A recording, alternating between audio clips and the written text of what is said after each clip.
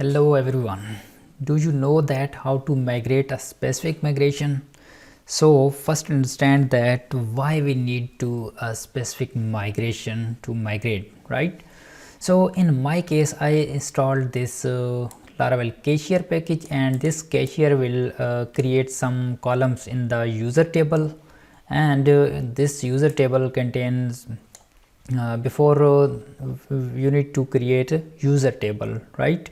And then this cashier will going to add some column in this user table, but in my case I dropped all the migration. So let me open the database and check that we don't have any users table, right? So I'm going to PHP artisan migrate according to this package policy. So this will add some column in the users table, right? So let's click on this migrate, and this will also create a subscription table. So hit enter, and yes, it's throwing the exception base table or user table does not exist. So it means that our user table is not there and it's finding the user table, right? So how we can migrate a specific migration?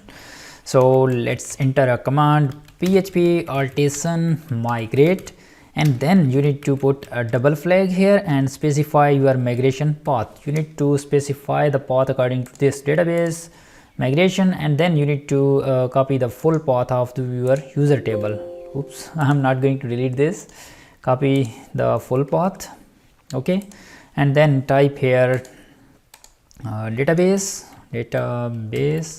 slash migrations slash your migration path. To hit enter, and yes, now it says that this migration is migrated. So it means that we can migrate a specific migration.